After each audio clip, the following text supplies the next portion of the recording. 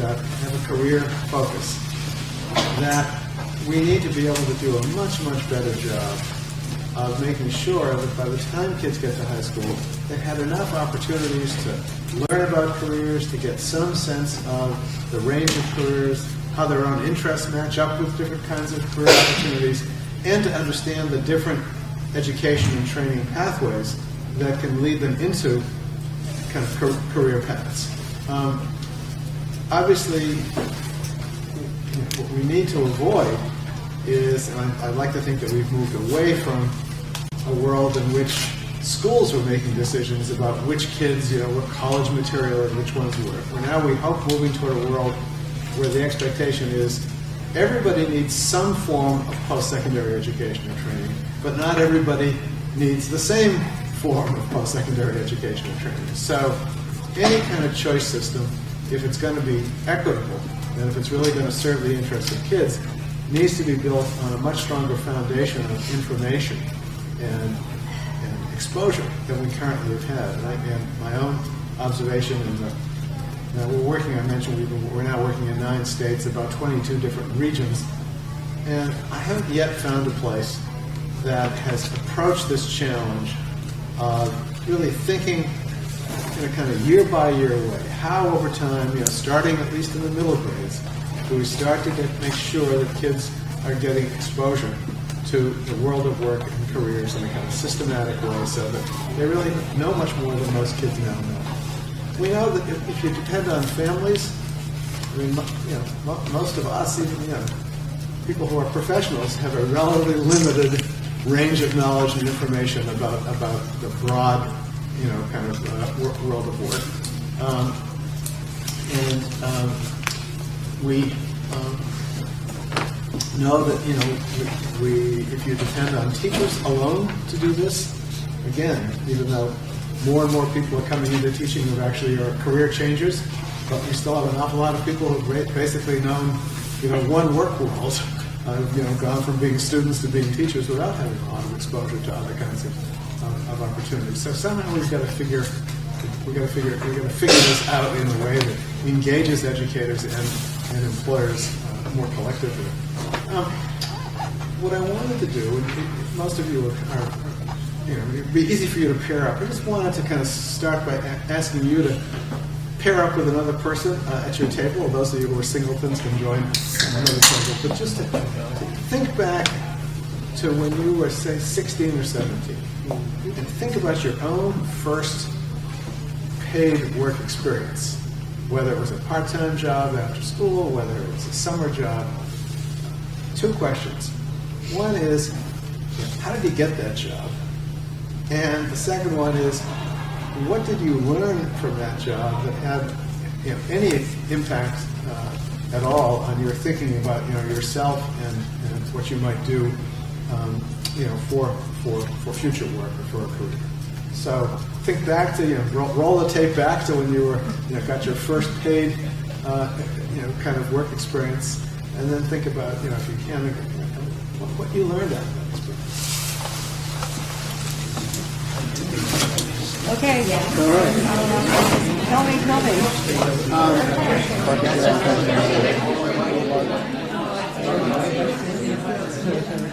I think the point where now we're back to college, do I want to stand on the field or do I want to go into this field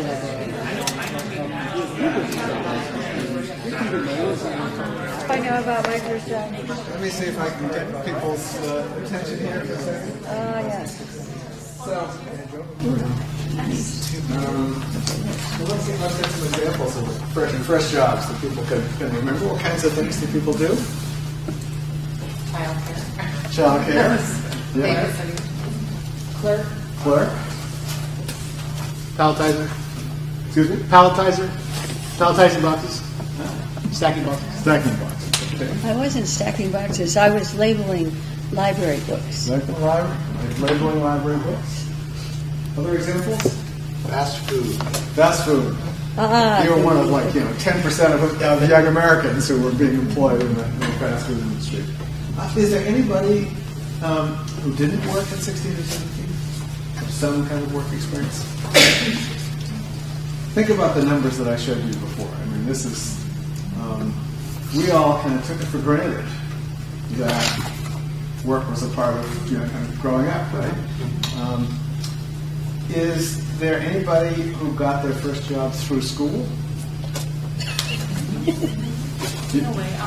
When I was 16, I studied tutoring middle school students through my high school math teacher. And you got paid for it? Yes. Yeah? But most people, I'm guessing, they found jobs on their own, maybe with some family help, maybe not. But there wasn't the expectation that it was the school's responsibility to find you, part-time work or something like that. What did you learn, as you think back on it now, from that initial work experience?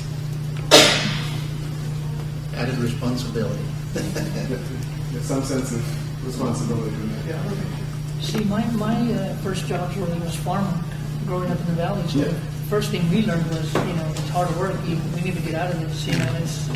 That is, I think, a very important learning for a lot of us. I had two jobs that stick in my mind that made me realize that I did not want to work in a lumber yard for life. I did not want to work in a bakery for life. But it's a way of sorting out, at least taking a bunch of things off the table for a lot of people.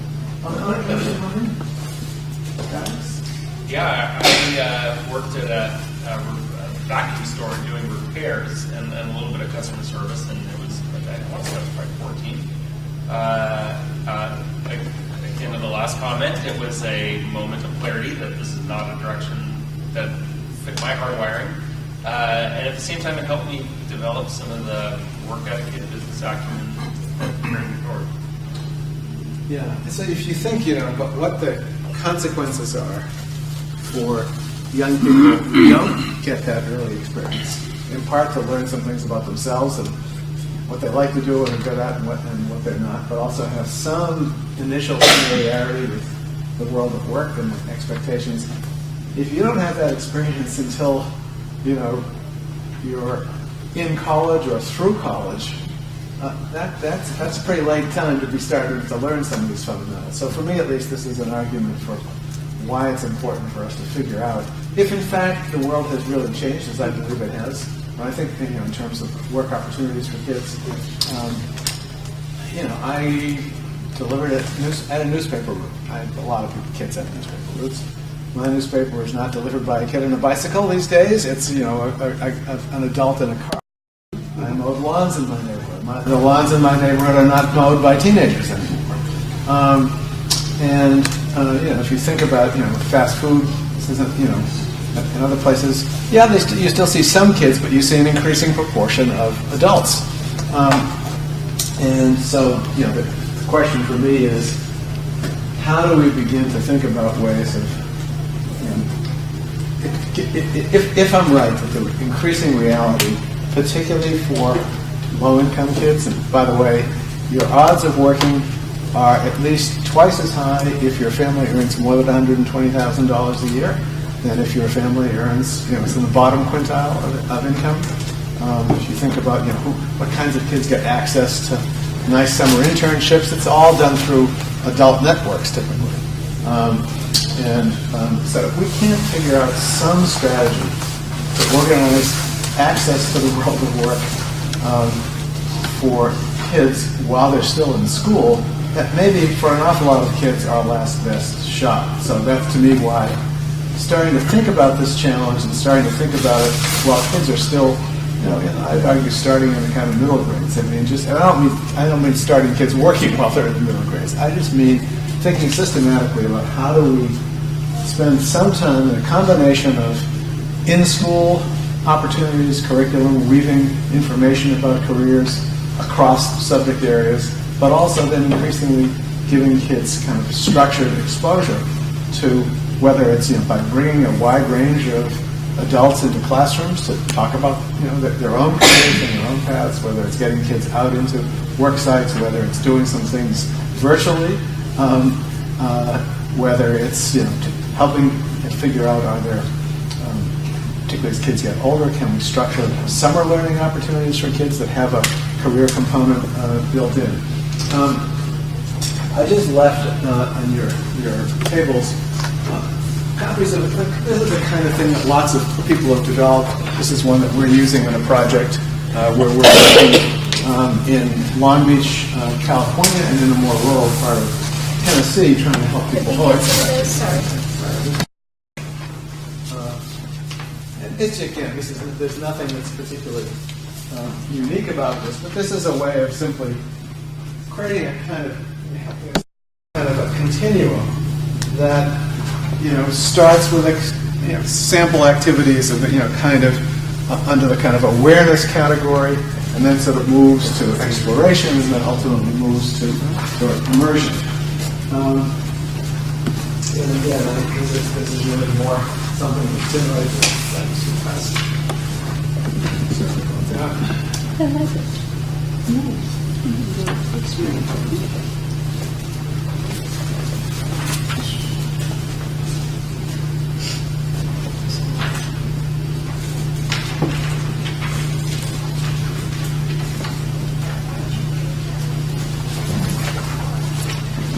So first, I'm just kind of curious, again, didn't want to kind of dwell on this, but just look this over, because this gives you, is one way of thinking about, as I say, a kind of continuum that can start in middle school and ultimately moves up into high schools. We got some money from a California-based foundation, the Noyce Foundation, to start to work with a couple of regions around the country to see if we can, working collaboratively with folks in schools, figure out how to build these kinds of experiences in a way that really does create this kind of a continuum.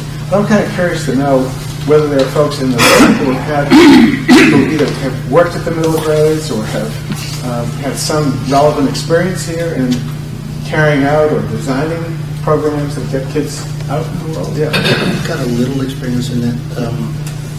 We built a robotics program that is initiated at the middle school level, and I've been involved with that now in a competitive format for about 7 years. Yeah, great. And how's that organized, and how's it working?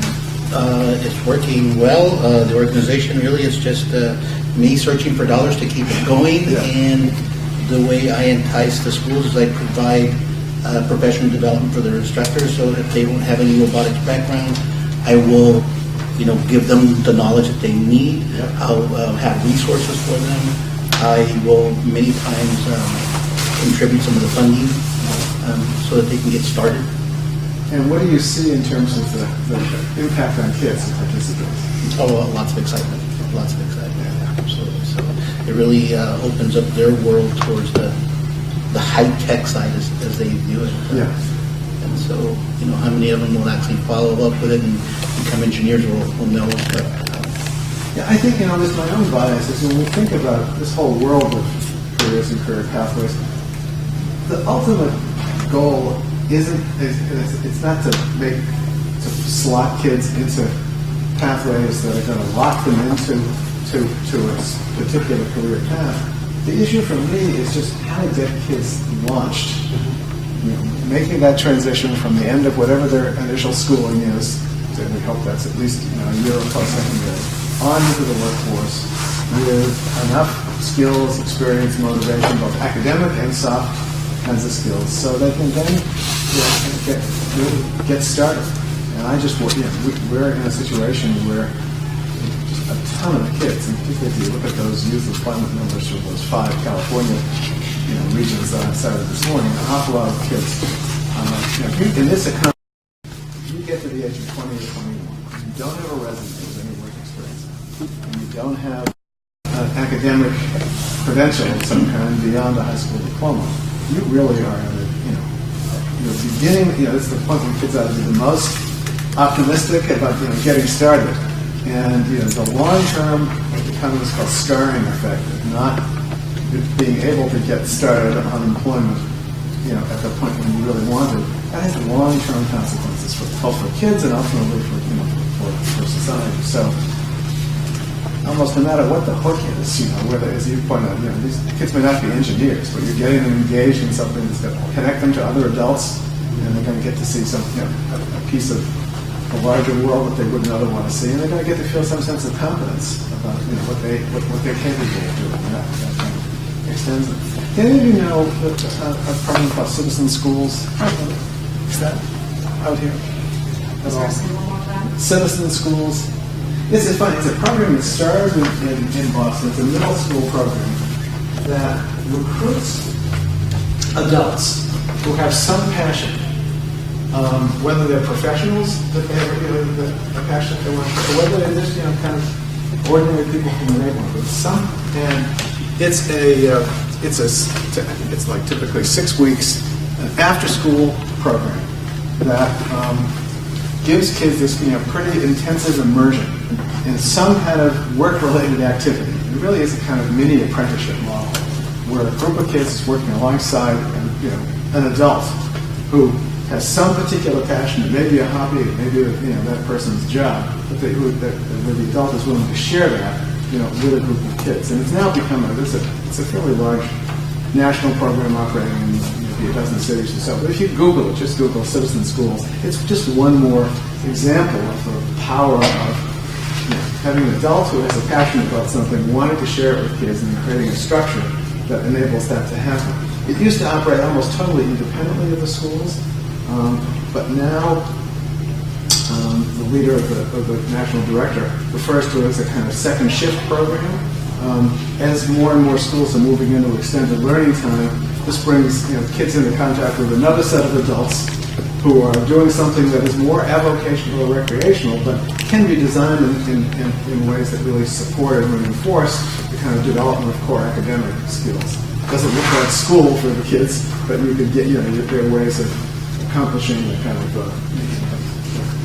doing something that's aligned with kind of academic skill development. It really plays to students' interests. Other examples that people or other experiences? Yes. Yeah, I'm with the current community college district. We are 28,000 square miles from our SB 70 consortium has taken the Santa Barbara City College Get Focused, Stay Focused career exploration program, and we are scaling it up throughout our whole SB 70 consortia service area. We, of course, you may know that the UC Santa Barbara third-party evaluation of their program is due out anytime. We've seen some really interesting preliminary results, increased attendance, reduced dropouts, increased persistence, just really stunning things with both at-risk students as well as what you would call your AB student, your middle grade students, really across the board. We've got people now piloting this across the entire freshman class or just doing small pilots. It's been really interesting. So say a bit more about what the program is and what kind of experiences do kids have? So the Get Focused, Stay Focused program is intended to introduce to students an opportunity to figure out who they are, first of all. This matches really well with the adolescent mind frame. And then to figure out, what do adults do in my community? What does my current lifestyle look like and what does it cost? How would I possibly reproduce this once I'm an adult? And just making this transition. And you can do it in lots of different formats, from a half period part of the year to a full period for a whole year. It's tied into Common Core, so that makes it very easy for high school folks to incorporate it, find places to teach it. Some of the modules are pretty sophisticated, like figuring out what your asset to debt ratio is, figuring out stuff that as an adult you might find both challenging and a first-time experience. So a very interesting project. If just Google Santa Barbara City College and the Get Focused, Stay Focused program. Get Focused, Stay Focused. Yeah. Great. That sounds like a really promising. You said there's an evaluation coming. There is. Good. Yeah, I was struck in looking through an evaluation recently of the programs funded under SB 70 that there were several programs focused on middle grade in California. Through this is funded and through the community college system. So for people who are looking for other ideas, you might want to track down this evaluation done by WestEd, which is a consulting firm based in the Bay Area. Other people with other relevant experience here? Bob, I'm curious, is anybody from Porterville here?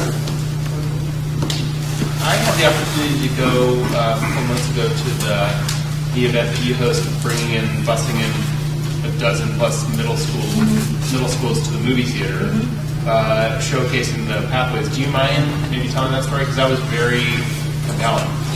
Once a year, we have our 8th grade students collaborating with the Galaxy Theater. They use all the screens that they have, and we actually get all the 9 pathways that we currently have.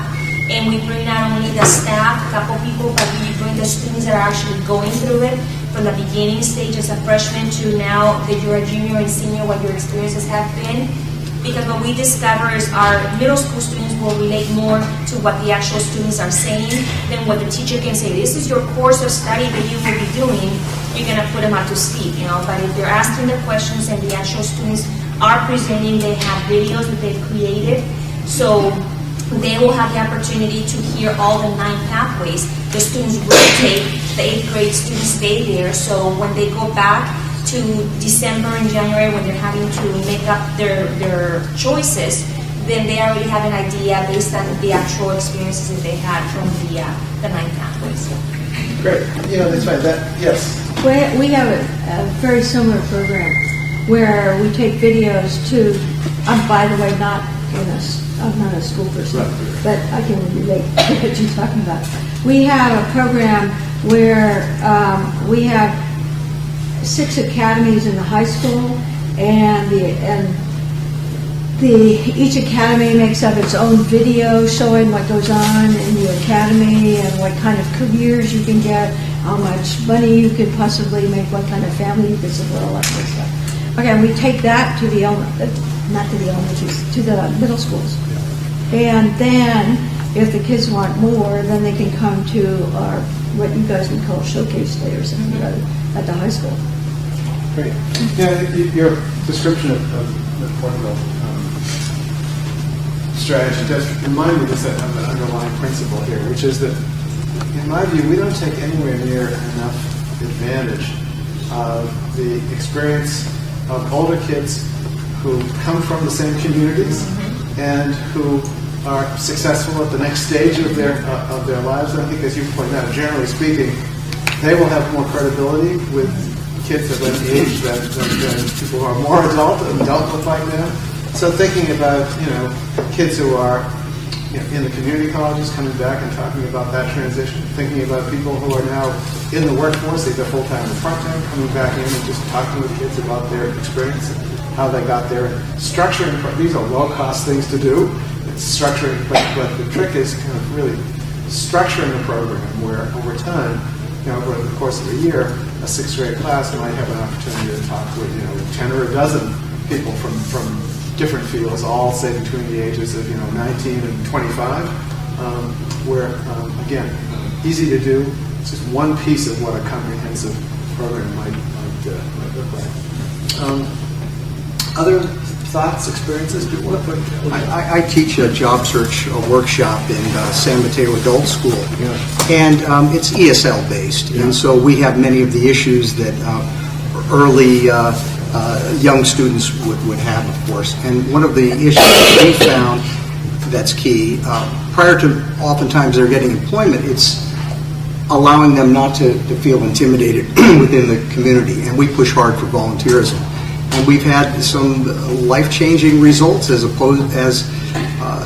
individuals working for hospice, for the libraries, for Meals on Wheels, a number of those things. And that seems to be a transition that can get them engaged at a level that they would not be able to be employed. And, volunteerism and community connection, networking. Good point. That also relates to something else, which is that we often, this really has more to do probably with older kids, but I still think it's relevant. We sometimes behave as if the only work experience or kinds of internships or jobs that matter are private sector, and the reality is, that getting kids exposure to governmental organizations, to nonprofit organizations, thinking about service learning as, maybe not quite, for our purposes, maybe not quite the same thing as work-based learning, but a lot of the same core principles. I mean, the core principle, in a sense, is to put kids into settings with adults who are doing work that's meaningful to them, and having kids have the opportunity to interact with those adults, feel they're making a contribution. When Nancy and both alluded at some point in the morning to the fact that one reason we're so enamored in Switzerland is that we had an opportunity to bring a dozen people from the states that we're working with to look at that system for a week. And it was a pretty intensive week in a variety of employment settings. But one of the things that really kind of leaps out at you, and this is a kind of surprise to me, that kids as young as 15 and 16, when you put them in an adult work setting and you surround them with support, give them responsibility but surround them with support, the kind of impact it has on how kids feel about themselves, their own sense of agency, their own sense of value and possibility. And I think that we all lament sometimes the kind of negative consequences of the teenage peer culture. But what's really striking is that if you can, that once you can get kids out of the peer age culture and put them into a culture where the norms are set by adults who particularly are working on stuff that they care about, how quickly kids can kind of adapt and rise to the expectations and the norms of those settings. And I just think we need to think much harder about how to do that and how to give kids those opportunities while they're still in an education setting where they can get the kind of education supports that they need. As I said, it doesn't have to be paid work, doesn't even have to be work per se. As I say, you can do this with service projects and other kinds, but again, giving kids an opportunity to both contribute and at the same time to start to pick up the kind of the softer skills, as we call them. That when you ask employers what they're looking for in their entry-level workers, over and over again, what you hear from most employers, not all, but from most employers, is the first things that they talk about are the attitudinal things. Does the person understand? He or she have to show up on time. They have to show up every day. They have to bring a certain kind of attitude to the workplace. They have to be willing to adapt and learn to do new things. They have to know how to work in teams. They have to know how to take supervision without, thinking immediately in a kind of conflict situation. These are things you can talk about kids in classrooms, but until you actually get them into the settings where they can experience that, it's all just kind of abstract. And when in the education world these days, we talk a lot about college and career readiness. One of the points I was trying to make with the last panel is that, in effect, the best evidence of college readiness is successful completion of college work while you're still in high school.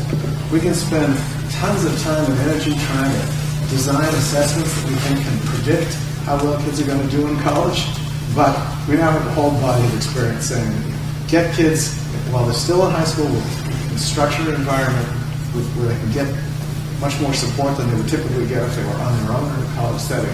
You can get them that positive, successful experience, that's going to get them launched. And I would argue that on the career readiness side, getting kids work experience while they're still in high school, in a structured setting, with support with adults, and having the adults of the workplace kind of validate that, yes, this young person has shown at least the ability to demonstrate the kind of soft skills that we know will advantage kids almost no matter where they work. But I don't think that should be the only measure of career readiness, but I think that's a dimension that would be relatively easy to administer and assess, and would answer at least the kind of fundamental question around, not the technical skills, that's a whole separate matter, but at least if you don't have the social skills and the softer skills, your likelihood of success at a workplace is not great, even if you do have the particular technical skills that the employer says he or she requires. I was going to just second that motion and double it, because we work with all these kids who are potential dropouts, and if they pass a college course, can't imagine what it does to them. They turn into a different person. They are so different. They go, so I heard this one kid said, I got a C in my course. I said, that was a college course. And he just... We, sort of related to that, this institute that we ran for teams from our states, we had a guy who was the executive vice president for human resources at a big billion-dollar company in Georgia. And it's a company called Southwire. And if you want to Google Southwire, 12 for Life is the name of the program they started. They took a bunch of kids who were on track to drop out, and they basically hired them to essentially run a small factory that they created. And they said it's hard, I'm kind of oversimplifying the story. This is a company that was been in this part of semi-rural Georgia forever. The company really cared about the community. The company was really concerned about the high dropout rate in the county, and their view was we need kids at least who have a high school diploma to come in to our manufacturing facilities, and they decided in partnership with the school district to actually, in effect, create a small factory that would be entirely staffed by these kids who really were high-risk, kids. And obviously they gave them support and training. They paid them. They created 4-hour shifts. They ran 3 shifts a day. So some kids, would go to school in the morning, work in the afternoon. Some would, work in the afternoon. Some would work in the evenings. This turned out to be cost-effective for the company. They actually made money. But more importantly, they got a ton of kids through high school who otherwise would not have gotten through. And this particular guy, whose name is Mike Wiggins, is now a kind of evangelist going around trying to persuade other companies to not exactly to replicate that, but the point is to be willing to invest in kids and trust them and give them the supports and give them the skills to be able to, basically it's putting opportunities in front of kids, showing them that you trust them, and then giving them the supports. I have a question related to preparing students to enter a work-based learning experience. It sounds like I heard from Josh Bruno, who was presenting the parallel workshop at the Boston PIC, and it sounds like provide a considerable amount of resources, personnel, and time to coach up students so that when an employer seeks a placement, they have the confidence and the trust to say, this student is ready. Curious to know, what are some other delivery models that provide that baseline of work ethic and training and readiness for students apart from like an intermediary function? Yeah, that's a really good question. The Boston Private Industry Council has been at this for 30 years now, so they've developed a lot of experience. First, let me ask if anybody else in the room has had experience addressing this question of how do you prepare kids prior to going up to the workplace to be pretty confident that they're ready. We got 2 ways. One is the workshop thing that you're talking about. The other one is we do something industry coaching. They can't take the workshops until they've gone through industry coaching, which is what you were talking about, being with an adult. So you get one adult assigned to 2 to 5 kids in school to talk about careers, whatever kind of career-related stuff. And if they can get through that, do their, quote, project, then they move to the next level, which is the workshops. I don't have a lot to add. My experience in this room actually goes back to the beginning days of the Boston Private Industry Council. I was the director of something called the Boston Compact, which was our first effort to really organize an agreement, if you will, the city's employers and the city school system that really traded improved performance from the schools for improved access to jobs for city kids. This was in the wake of a very difficult, traumatic school desegregation experience in Boston in the late 1970s. But our view at the time, at least, was that the most important thing we thought business leaders could contribute to the city school system was to create this visible opportunity structure. The kids could see if they stayed in school and did well, that we would have organized the entry-level labor market in the downtown economy so that kids who wanted to go to work straight away could do so and get started. And that all these years later, that was a lot of that structure has stayed in place and has grown. And the PIC over time is PIC hires a group of employment specialists who are typically like youth workers mostly in their 20s. Again, a lot of them look like the kids that they're serving. And they do a lot. They're assigned to schools. They go into classrooms. They work alongside teachers. But basically, they're the ones who design these programs and experiences to really start to get kids ready for the work site. And then there's a kind of graduated set of opportunities for kids to show that they're able and ready to meet the expectations. One reason we keep harping on the importance of creating intermediary organizations, that is, organizations that sit between employers and the schools, is that I don't know if the regional economy is how it's structured here, but I'm willing to bet that the overwhelming majority of employers are small and medium-sized employers. At least that's the case in almost everywhere else we go. A lot of whom might like to be able to participate in programs like this, but they don't have the internal capacity they need to know there's an organization that is going to take a lot of the logistical work off their backs and is going to be responsible for screening kids, and they want to phone up they want somebody at the other end of the line that they can call if they can troubleshoot if there's a problem or challenge at the workplace.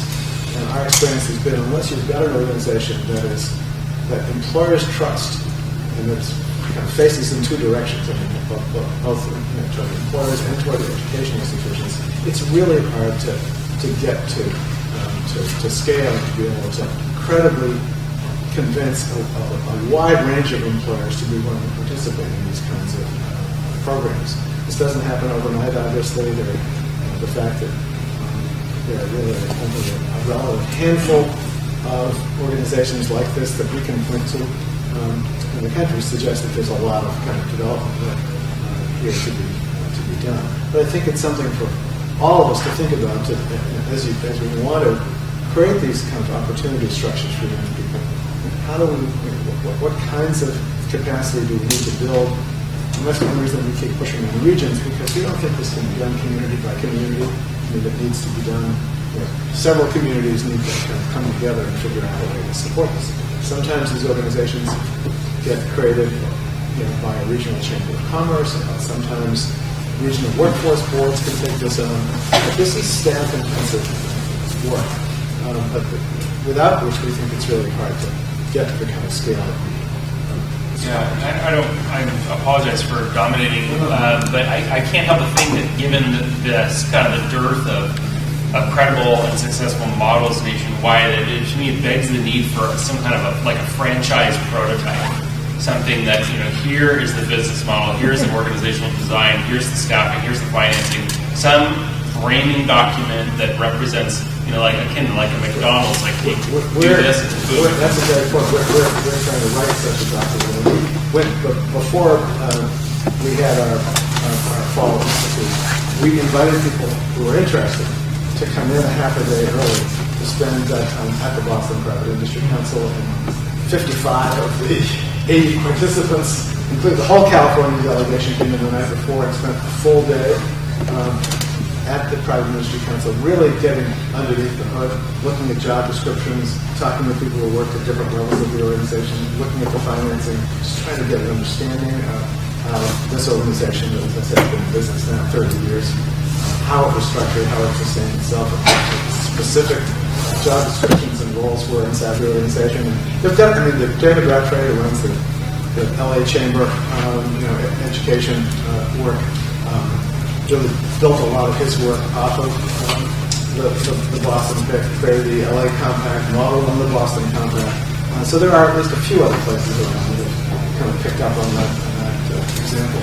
Actually, tomorrow's session is at the LA Chamber for people in that region. David is going to take part in that in the program, leading the sort of breakout session on the intermediaries. Yeah. Maybe a sample that you might want to hear about is Merced County Office of Education program, Workplace Learning Academy. And what it was a construction program. And at the high school, it was set up as a school within a school where they worked more of an academy format. So your science was based around, construction, your everything was based around. So whether it was reading labs or math labs, everything was really set up as an academy format.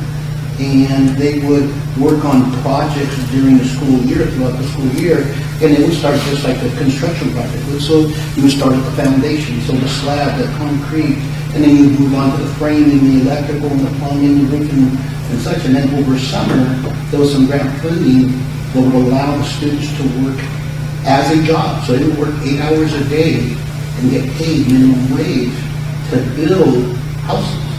And they would work directly with general contractors. This was not like a self-help type of enterprise at all. It was general contractors building, tract homes and building custom homes. And so they got to experience all the different facets of construction. And thereby, even after one simple summer, the kids came away with so much information and so much knowledge that the confidence that you were asking about earlier was just tremendous because they had done it firsthand. They not only got taught the job and how to, do it through the textbook and a normal project, but then they got to implement those skills on a real job. There is a national program called Youth Build, which is built very much on those same. And we've applied to the same thing and tried to duplicate it. Yeah. So, other things people want to ask about, put on the table, suggestions, ideas, whatever. We've just got another 5 minutes before we do go back to our final We did wrap-up try to session. franchise. We're an intermediary. We work in the harbor area, and we thought if we could come up with the franchise idea, and we could use it at the different ports, the ones in the South, New York, Boston, but we couldn't, the schools who were involved or would have been involved just simply didn't have the money to put to the project. That's basically what the problem was. But we did try it. So I can show you the material. Yeah, but this quite the question actually that whether any of you have heard or read about a school that's got created, it's now in its third year in New York City that IBM is kind of taking the lead on sponsoring. It's called PTech. I always forget the definition. It's basically an early college high school model. It's designed collaboratively between the company, the city's school system, and the city's higher education system, particularly the community college system. It's a 6-year program. And that culminates in an AAS degree either in one of two tech fields. And the part of the lure of the attraction of the program is that kids who complete successfully are first in line for job openings at IBM and their suppliers. It's a model that's gotten a lot of publicity and attention. I think in some ways more than it deserves because it's still so relatively new and doesn't have a strong database behind it. But it reflects a kind of appetite. And IBM has been they've built a playbook which describes exactly how to put this program together. There are now 5 PTechs in Chicago. The state of New York has just awarded 16 contracts to regions around the state of New York to adapt or replicate. And one reason that's taking hold is because there really is a kind of a playbook as to how to do it. And they contracted with Jobs for the Future to do a kind of parallel, kind of employer translation. which is something you can put in the hands of employers. It's here are the things you need to be able to do to effectively participate, to hold up your side of the workplace kind of bargaining with kids. And I agree. We can use a set of these things that you can put in people's hands that are tools, at least, that people can take advantage of. They want to, can be adapted, to the case of the setting. But one of the things that's been powerful about this is that a big, powerful international company has been willing to kind of step up and put its brand on this model, and to do it in such a way that really is encouraging others to pick up on the example. Anybody want to make a last observation, question, comment, whatever? This is the after lunch assignment. It's always the time. I've been on my feet a long time already, but yeah. Yeah, please. Maybe I'll bring in another project that we're still working on, and that's called the West Side Institute of Technology. And what this is, it's a collaborative between high school and the college, and ultimately the municipality. And it really came out of our grants department in that if it was some funding that was available for K-12s, we would assist in the writing of the RFPs and then help them in the implementation in any way that we could. If it was available to the community college, obviously we're community colleges, so that we just move forward. Yeah. But if it's available, to the municipalities, whether it's a block grant or anything else, we help the city as well in implementing the actual trainings or skill set building, whatever that may be. And that's something that has worked really positive. It started out with an initial funding from each of the K-12s as well as the community college, and has progressed. Now I think it's in the 7th year. Yeah. So it's something that can be easily replicated, and it's a successful program, and it's really just all about collaboration. Really, ultimately, all it is.